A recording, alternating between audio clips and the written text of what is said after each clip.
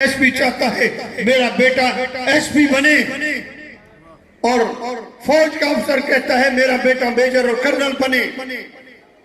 اور جو عالم دین ہوتا ہے وہ چاہتا ہے میرا بیٹا بھی عالم بنے۔ نعرہ تکبیر، نعرہ رسالت، خواجہ پیر محمد اکرم شاہ جمالی،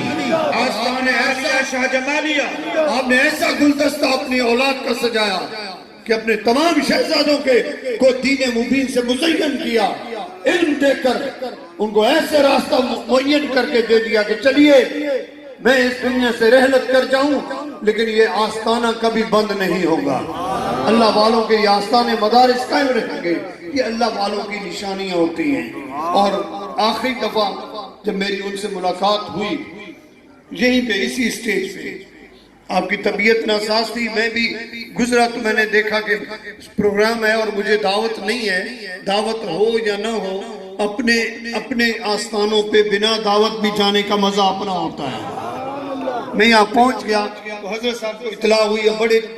دو بندوں سے پکڑوا کے آپ تشریف لے آئے، اور جس غور سے محبت سے چشم نم آنکھوں سے مجھے دیکھتے رہے،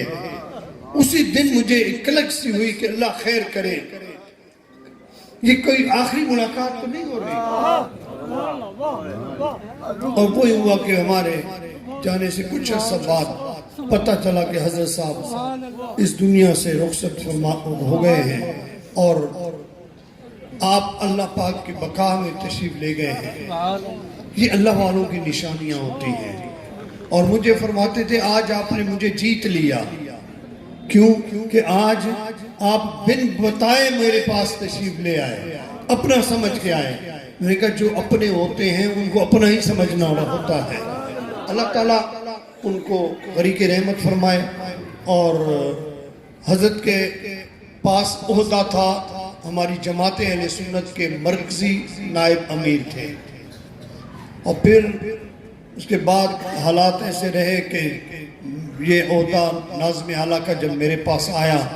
تو میں نے پہلی پیرورٹی پہ امیر محترم سے اجازت لی کہ مہربانی فرمائیں کہ میں جو پہلا نوٹیفیکیشن کرنا چاہتا ہوں وہ ان کے فرزند کا، تاکہ ان کی سیٹ پہ ان کا فرزند ہی سجے گا، وہ بیٹھے ہوں گے تو ہمیں پتہ چلے گا کہ وہ ہستی ہمارے پاس موجود ہے۔ تو الحمدللہ امیر محترم کی اجازت سے ان کے فرزند حضرت پیر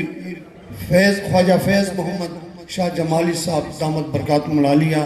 کو مرکزی نائب امیر کا عہدے پہ فائز کیا جاتا ہے، اور جس عہدے پہ حضرت فیض محمد صاحب خواجہ فیض محمد صاحب تھے اس پہ میں نے تجویز دی ہے کہ انشاءاللہ تعالی ہمارے خواجہ قمر الدین صاحب اگر وہ عہدہ سنبھال لیں تو میں سمجھتا ہوں کہ ڈویژنل امیر یہ ہوں گے تو ہمارے لیے جماعت اہل سنت کا کام کرنا آسان بھی ہو جائے گا، اور یہ علاقہ اسی طریقے سے آباد و شاد رہے گا جس طرح حضور کی برکتوں سے تھا۔ میں خوش آمدید کہتا ہوں ایک عظیم روحانی خانوادہ سے آپ کے پاس تشریف لائے ہوئے حضرت میاں عبد الخالق صاحب سجادہ نشین دربار عالیہ صدیقیہ بھرچونڈی شریف، آپ ایک عظیم خانوادے سے ہیں، آپ ایک ایسے ولی کی آل ہیں کہ جو نگاہ کرتے تھے تو بیڑے پار ہو جاتے تھے۔ میں نے اس دن پشاور میں بھی یہی کہا کہ آپ کے پاس ایک بندے نے آ کے عرض کیا حضور مہربانی کریں میں پڑھ نہیں